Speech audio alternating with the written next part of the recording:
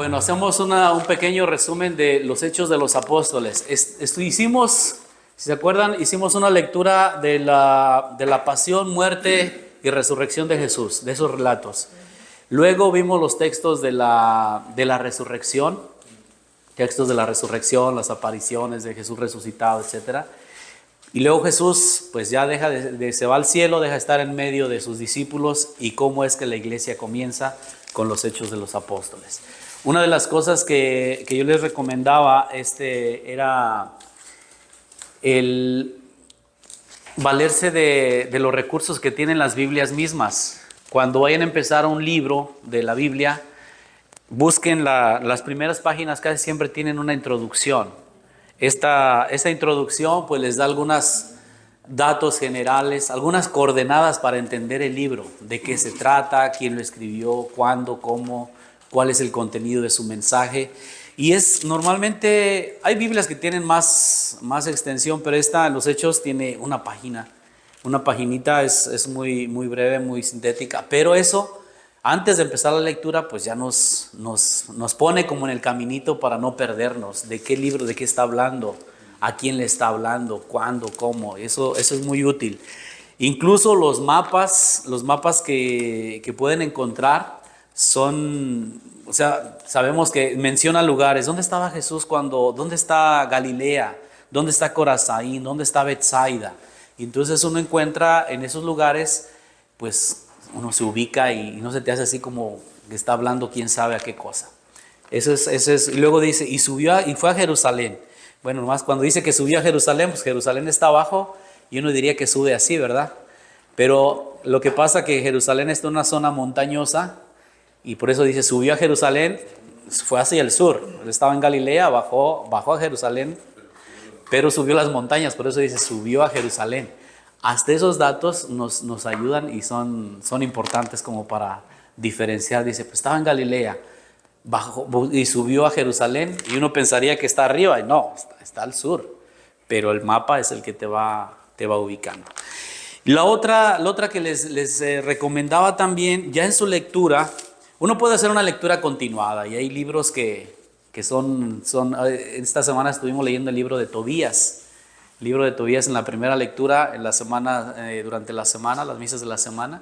Un librito muy interesante. Ese lo puede uno leer así, es bien entretenido. Tiene cosas una narración muy amena.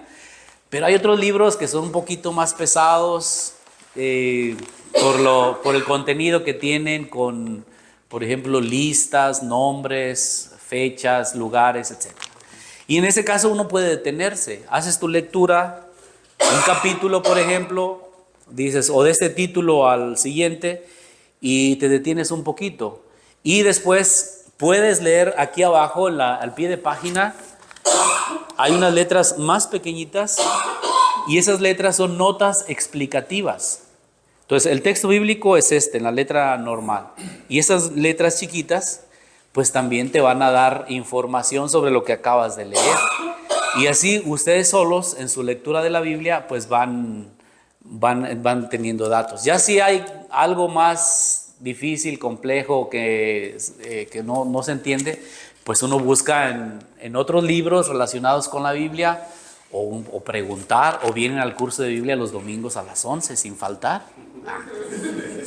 Muy bien, vamos pues a ver un poquito de los Hechos de los Apóstoles. Les decía, este libro podemos ponerlo como una continuación del Evangelio de San Lucas. Termina el Evangelio de Lucas y luego podríamos empezar con los Hechos de los Apóstoles. El mismo autor nos está diciendo que lo escribe. Dice el 1:1, en mi primer libro, querido Teófilo, escribí acerca de todo lo que Jesús comenzó a hacer y enseñar hasta el día en que fue elevado a lo alto, después de que por medio del Espíritu Santo había dado instrucciones a los apóstoles que había escogido. A ellos se les presentó vivo, etcétera, etcétera. Entonces, ese es mi primer libro, habla de Jesús. Y ahora empieza a hablar de los apóstoles, por eso se llama Libro de los Hechos de los Apóstoles. Y si van a Lucas 1:1, ahí atrás, estamos para que usemos la Biblia, dicen que las tenemos como nuevas. Lucas 1:1 vemos cuál es la intención de Lucas al escribir su evangelio. Lucas 1:1. Muchos han intentado componer una narración de los acontecimientos que pasaron entre nosotros conforme a lo que nos transmitieron quienes fueron desde el comienzo testigos oculares y ministros de las palabras. Por eso también, después de haber investigado cuidadosamente todo lo sucedido desde el principio, yo también creí oportuno escribirte ordenadamente, ilustre Teófilo, para que puedas comprobar la solidez de las enseñanzas que has recibido. Esa es la intención de Lucas. Muchos ya escribieron, dice, pero yo también quise escribir, querido Teófilo, a lo que Jesús hizo desde el principio, lo que nos enseñaron los que estuvieron con él desde el principio. Porque, recordamos, Lucas, no fue del grupo de los 12, era discípulo de San Pablo, digamos que era de una segunda o tercera generación de cristianos. Entonces, pero él recibe de los apóstoles esa enseñanza y la quiere poner así ordenada. Les mencionaba también, esto es un pequeño repaso, que lo dirige a Teófilo, al querido Teófilo. En mi primer libro, querido Teófilo. ¿Quién es ese Teófilo? Bueno, las explicaciones dicen que pudo ser un cristiano que pidió una copia del Evangelio y le dijo a Lucas, oye, ¿por qué no me haces una copia personal? No era como ir a la librería y llevarte la Biblia, ¿eh? No era así sencillo, sino que ordenabas que alguien te escribiera y qué mejor que un discípulo de los discípulos pues le escribiera todo lo que él había aprendido. Ponerlo por escrito, pues después se hacían copias a mano y eso se compartía en las comunidades.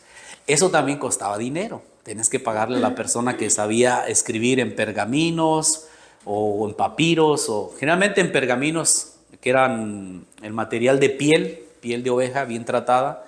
Ahí se escribía y pues duraba mucho tiempo. Pero también tiene una interpretación que a mí me gusta. Teófilo significa en griego, Theos es Dios. Y filo o fileo o filos es el que ama, el amante, el que ama a Dios. Ese sería el nombre de Teófilo, el que ama a Dios.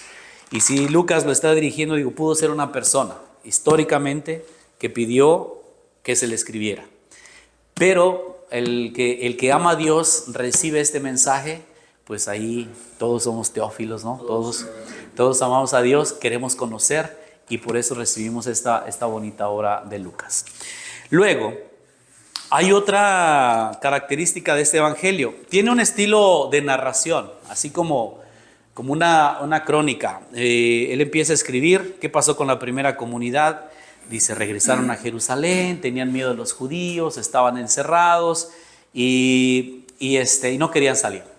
Tienen esa experiencia del Espíritu Santo, que entra como un aire fuerte, como que se les posaron estas llamitas en cada uno y empiezan a hablar en lenguas y todos los entendían. Ahí pues está marcando Lucas lo que será los hechos de los apóstoles. Su misión será ir a todos los pueblos, en todas las lenguas, en todos los lugares. Esa es como una de las características donde los cristianos, los primeros apóstoles, van a llevar ese mensaje de Jesús por todos lados. Su estilo, les digo, es agradable, es un libro que se puede leer bien. Tiene varios discursos. En la clase pasada nos detuvimos a ver un discurso el primer discurso de Pedro, ahí en el capítulo 2. Esos discursos no es otra característica de estos libros. No fueron, cuando leamos un libro como estos, uno pensaría que casi se está escribiendo como va sucediendo. Cuando sucedieron esos hechos y se escribió el libro, pasaron muchos años. Es más, el mismo evangelio, estamos hablando del año 70, por ejemplo, o 80, algunos lo ponen hasta el 80, entre 70 y 80 años. Jesús muere pongamos el año 30 para no equivocarnos, porque ponen 30, 33, 35, pero 30. Imagínense cuánto pasó desde que la muerte de Jesús y que enseñó a sus discípulos y que les dijo, y su resurrección que pudo ser en esos 50 días, hasta el año 70. Pasaron 40 años. 40 años. En 40 años pues ya pasa una o dos generaciones. Los discípulos originales pues ya murieron. ahora son como los discípulos de los discípulos que ponen por escrito esos acontecimientos. Entonces, y uno puede decir, ¿y cómo sabemos que lo que nos dicen corresponde a lo que sucedió? Primero, ellos se basan en testigos oculares. Y tal vez para nosotros, en la forma en la que estamos acostumbrados en transmitir las cosas, no es igual. Hoy ¿cómo decir? Nos confiamos mucho en lo escrito, por ejemplo. Tenemos libros, tenemos revistas, hay cartas, y ahora con la tecnología, pues guarda una memoria incluso fotográfica, de videos, de audios. Antes no era tan sencillo. A finales del siglo pasado, sacar fotografías, por ejemplo, era todo un arte. Tu rollito, tus 32 fotitos que te cabían ahí, tenías que cuidarlas para que no se te acabaran en tu viaje, y luego ese rollito cuidarlo, que no le diera la luz, no se te velaran, llevarlo a un lugar de aquella famosa compañía, ¿va? Y de ahí revelarlo y esperar quién sabe cuánto tiempo para que te salieran las fotos. ¿Cuánto pasaba? Y a veces se te olvidaba revelarlas, o pagarlas, o ir a recogerlas, y ahí las tenía el negocio de las fotografías. Ya hasta después ibas por ellas. Con los videos, pues lo mismo. Tener una cámara de video, pues no, era así como, era lo máximo. Entonces, no era fácil conservar memorias de antes, ¿no? Las fotografías aquellas famosas de blanco y negro de nuestros abuelos, o que se hacían aquellos retratos pintados, no había pintores que iban y le hago una foto, y ahí los pintaban a veces bien, ni tan bien, pero otros muy bien. Pero hoy tenemos esa facilidad de guardar videos, de guardar fotografías, de en el inmediato registrar cosas. Es más, transmitirlas. Es otra dinámica, pero en ese tiempo, imagínense, 40 años. ¿Quién se acuerda de lo que había hace 40 años? Uno dice, pues en mi infancia había esto, había el otro, pero no hay mucha felicidad.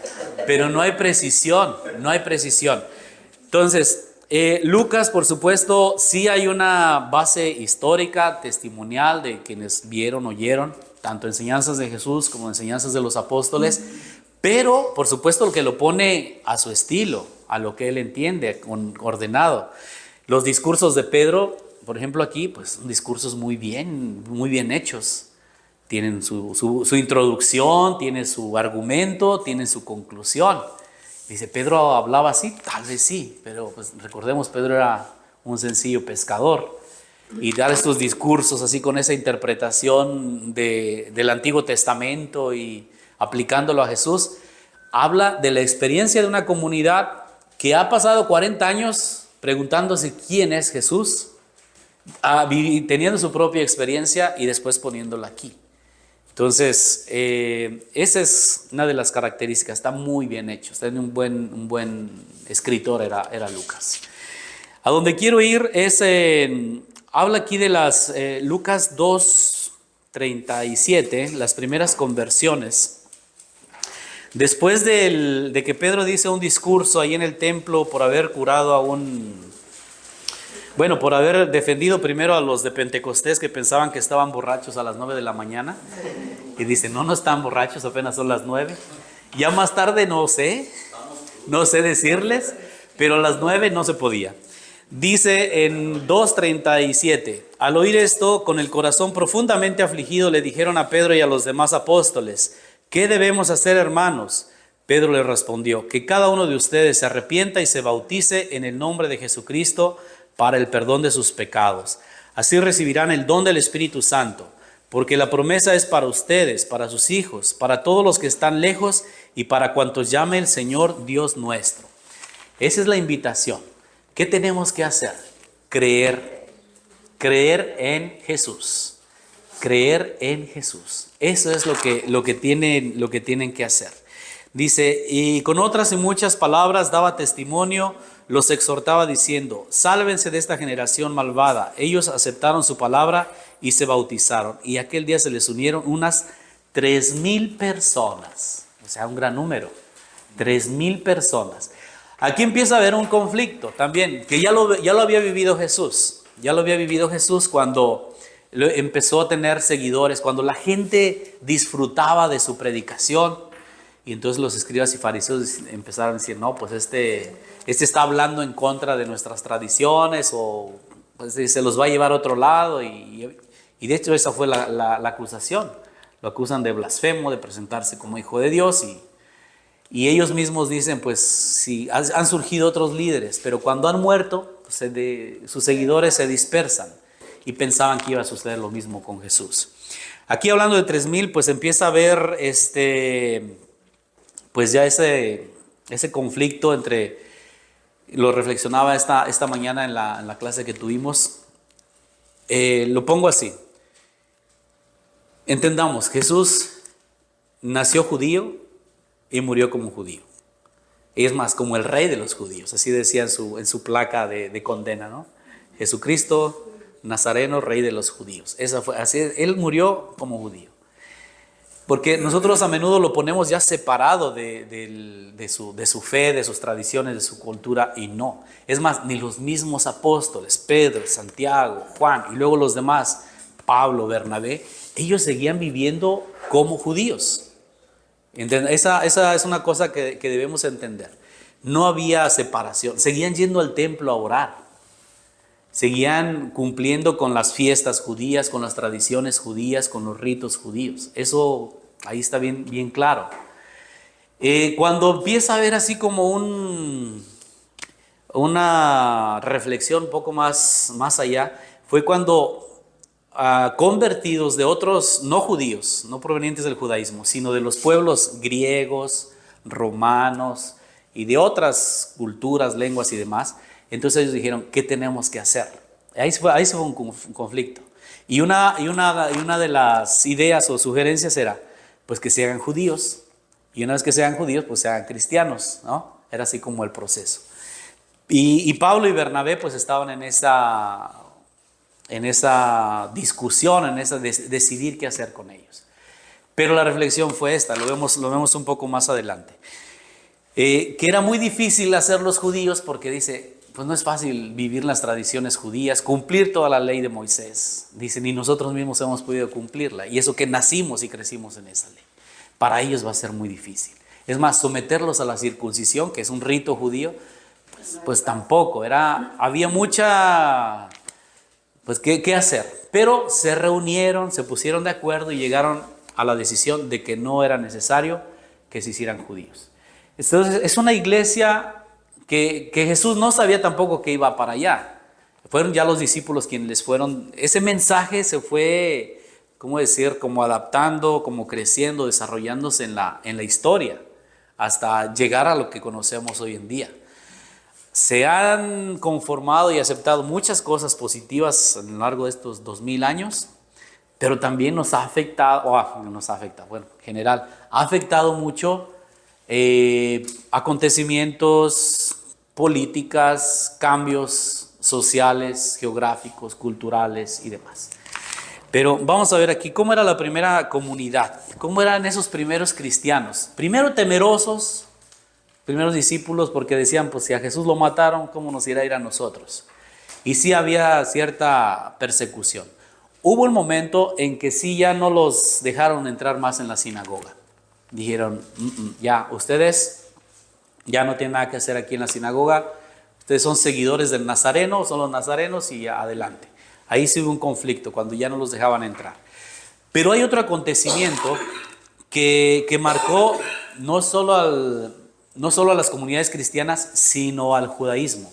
Y eso fue la destrucción del templo de Jerusalén. Y la guerra judía y la persecución que se vino después. Porque persiguieron, a lo mejor los cristianos no eran tan notables en ese momento, pero los judíos sí. Y entonces hay una guerra, las guerras judías que se llaman, que terminan, bueno, se prolongaron, pero podríamos decir un acontecimiento que marcó fue la destrucción. Años 70,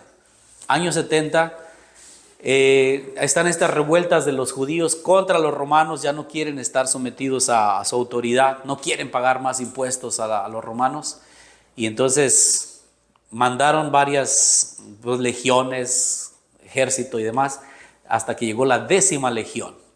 Tito, famoso Tito, al comando de esta legión, 10,000 soldados o demás, arrasaron Jerusalén, la quemaron hasta abajo y el templo lo derribaron y lo quemaron, que parece imposible porque son unas piedras de 10, 12 metros enormes. Se conserva todavía una parte que es el muro de las lamentaciones, pero el templo quedó destruido. Eso marca mucho, por supuesto, ya habían sufrido una destrucción los judíos. Cuando los babilonios llegaron, el primer templo, el de Jerusalén, lo destruyen y pues se los llevan esclavos a Siria. Y pues es una crisis grande, no solo social, sino porque te destruyen lo poco que habías construido, sino de fe también. Si leemos Jeremías o Isaías del exilio, pues es muy doloroso. Las lamentaciones, el libro de lamentaciones, pues es un examen de conciencia muy fuerte que hacen. Y dicen, ¿por qué, Señor, si somos tu pueblo elegido, ¿por qué nos has dejado solos? Y en su misma reflexión, ¿se acuerdan el de los ríos de Babilonia? Hasta hay una canción famosa, Los ríos de Babilonia. Dice, junto a los ríos de Babilonia, nos sentaba en los sauces, colgábamos nuestras arpas, nuestros cítaras o los instrumentos, y nuestros captores nos decían, cántenos una canción de su tierra. Son canciones muy alegres, muy bailables, muy así. ¿Cómo cantar una canción a Jerusalén estando lejos de ti? Si me olvido de ti, Jerusalén, que se me paralice la mano derecha, que se me pegue la lengua al paladar. Ese salmo pues expresa todo el sufrimiento, el dolor, y pasaron también cientos de años para que pudieran regresar, reconstruir el segundo templo, volver a conformarse. Pues vinieron luego los griegos, luego los romanos, y así fueron invasión tras invasión. Y en ese tiempo los romanos pues destruyen el templo. Una crisis grande, muchos se fueron, se dispersaron, y con ellos también los cristianos, porque eran judíos, eran judeocristianos, también fueron perseguidos y también pasaron muchas dificultades. Entonces, hay un conflicto, entre la comunidad, entre la religión judía y esta nueva rama, pues yo lo pondría como una rama del judaísmo y cristianismo. Entendamos también que el judaísmo no es uno solamente, o sea, por supuesto tienen la Torá, la Biblia, pues es el Antiguo Testamento, la ley de Moisés es su base. Pero hay diferentes grupos, hay grupos más conservadores, los ortodoxos, los han visto que generalmente visten de negro, traen un sombrero, se dejan aquí largos el cabello, aquí las patillas, churritos, y viven generalmente, son comunidades, podríamos decir, un poco más apegadas a sus tradiciones. Hay judíos más liberales, más abiertos, que siguen viviendo su fe. Por supuesto, los judíos que ahora Nueva York tiene, por ejemplo, una gran comunidad, México tiene una grandísima comunidad también judía, en cada país hay, pero en Israel pues hay una comunidad muy conservadora, otra moderada y otra más liberal, ¿no? Podríamos decirlo así. Pero dentro de este tronco religioso pues se desprende lo que pues somos nosotros, los cristianos. Hay quien ha querido ver también un conflicto y también históricamente pues incluso acusarlos, es que mataron a Cristo, y pues de ahí han venido muchas consecuencias y prejuicios que no tienen razón de ser, honestamente. Lo más bonito que podemos es que actualmente hay podríamos decir, una buena relación en general. Todavía hay mucho desconocimiento de ellos hacia nosotros y de nosotros hacia ellos. Pero como se ha expresado oficialmente, los últimos papas dicen, ellos son nuestros hermanos mayores en la fe. Y es una expresión bonita, nuestros hermanos mayores en la fe. Ni rechazarlos, ni odiarlos, mucho menos, sino como nuestros hermanos. Ellos nos heredaron su historia. Son nuestro antepasado, podríamos decirlo así. El Antiguo Testamento pues es la Biblia judía. Bueno, algunas adiciones que tenemos nosotros, pero la Biblia judía, y complementada con esta nueva historia que viene a partir de Jesús. Ese entendimiento pues viene en los Hechos de los Apóstoles, ese desprendimiento, esa nueva identidad como cristiana, que también ahí dice cuándo se les empezó a llamar cristianos. En Antioquía de Pisidia recibieron ese primer nombre, antes no se les llamaba así. Esa primera comunidad, dice, eran perseverantes en la enseñanza de los apóstoles. Dice, los apóstoles, los que todavía sobrevivían, ahí está hoy en el 2:42, Hechos 2:42. Perseverantes en la enseñanza de los apóstoles, en la comunión. Y no pensemos en la comunión, sí en la fracción del pan, pero la comunión dice que se llevaban bien. Se llevaban bien. En la fracción del pan, sí, ahí está. La fracción del pan es lo que hoy nosotros llamamos Eucaristía, lo que llamamos misa. Y en la oración. Esas eran como lo que le daba identidad. Fíjense, es interesante. Enseñanza de los apóstoles. Es decir, hablaban de Jesús, hablaban del Antiguo Testamento. Hay un fundamento pues ahí de lo que ellos estaban transmitiendo. En la comunión, pues el vivir en armonía. La fracción del pan, la Eucaristía y en la oración. El temor se apoderó de todos y se realizaban muchos milagros y señales por medio de los apóstoles. Todos los que habían creído estaban juntos y ponían todo lo suyo en común. Esto es como un punto que llegó tanto a su comunión que pues quisieron llegar a ese ideal de que nadie pasara necesidad. Vendían sus propiedades y bienes y los compartían con todos según la necesidad de cada uno.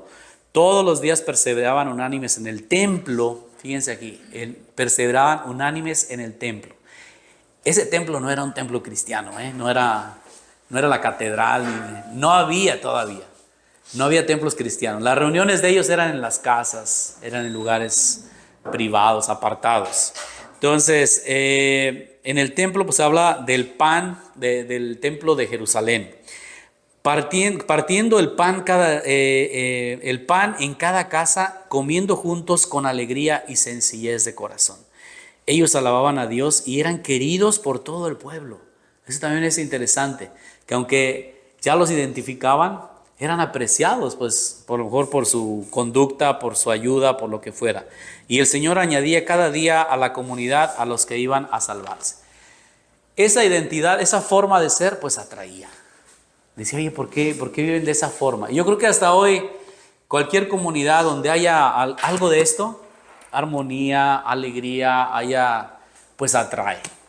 ¿Quién quiere ir a un lugar donde hay pleito, hay cosas? Pues no, pues mejor no.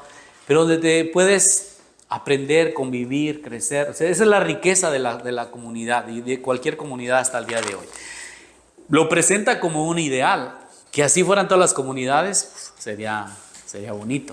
Pero también después empiezan algunas dificultades. Cuando algunos ya dijeron, no, pues vendieron, pero no entregaron todo. También aquí había una promesa que no estaba, ya casi termino porque tengo la misa, no estaba bien entendida. Pablo la expresa un poco en las cartas, que era la venida de Jesús, la segunda venida de Jesús. Entonces, Pablo lo describe en los Tesalonicenses como Jesús vendrá, llevará primero a los que ya murieron y luego nos llevará a nosotros. O sea, que en cualquier momento va a venir. Y todavía pues hay comunidades que sí dicen Jesús va a venir. Y ciertamente pues sí, ya vino, ya está allá y nos está esperando. Pero se piensa que va a venir con ese poder mesiánico, así como lo describe el Apocalipsis, sobre una nube y poniendo en orden y creando como el juicio final. Y uno dice, ¿y si va a venir o no va a venir? Pues en cierta forma sí va a venir a cada uno de nosotros y nosotros vamos a ir a su encuentro pues cuando nos toque morir, presentarnos ante Él y tendremos un juicio, pues sí, pero así tanto como un juicio inmediato. Ellos pensaban que iba a suceder de un momento a otro y entonces decían, pues si ya va a pasar eso, pues vamos a deshacernos de lo material y esperarlo. Ese era uno de los pensamientos. Es más, Pablo en los Tesalonicenses, cuando en la primera escribe eso y en la segunda, ya me enteré de que algunos entre ustedes no quieren trabajar, que viven de quién sabe qué y metiéndose en todo. Y a esos tales les digo, pónganse a trabajar. El que no quiera trabajar, que tampoco coma. Segunda a los Tesalonicenses. Porque en cierta forma decían, pues ¿para qué hacer planes si ya va a venir la próxima semana? Pues mejor tranquilos, ¿no?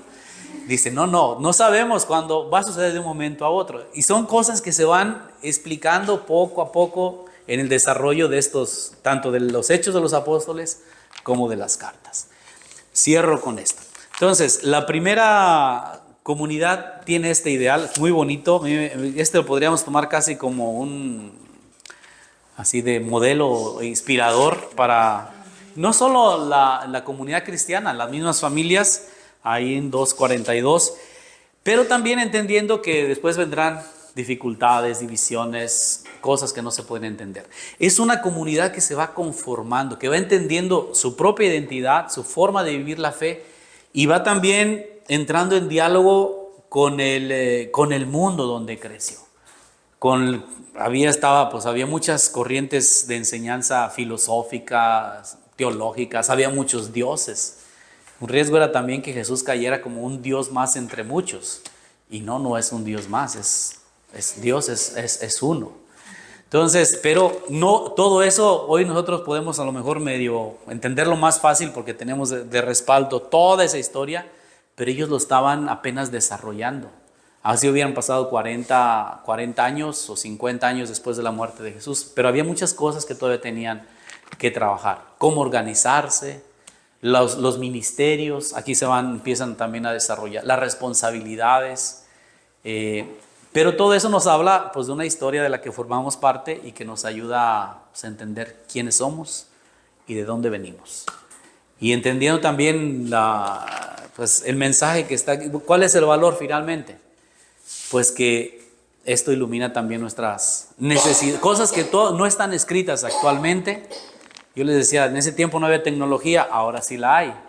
Ahora hay que ver la forma de vivir nuestra fe de acuerdo a las nuevas realidades que vivimos. En lo político, en lo cultural, en lo sociológico, en el mundo donde estamos. Y no quedarnos con que así debe ser y ya. No, es una continua transformación, sin perder identidad, sin perder lo esencial, pero pues siempre pues avanzando. Y esta es una iglesia que se crea y que avanza y que se adapta. Y ojalá que también pues, nuestras comunidades vayan por ahí. Listo, ¿me expliqué o los hice más revolvida la cosa? Dicen. Bueno, en los Hechos de los Apóstoles son muy bonitos en eso. Luego vamos a ver todas las aventuras que hizo Pablo y sus compañeros y cómo la experiencia y el choque que tuvieron con el mundo griego, con la cultura griega, que de ahí también pues queda muy marcada nuestra identidad actual. Esta historia continuará. Gracias.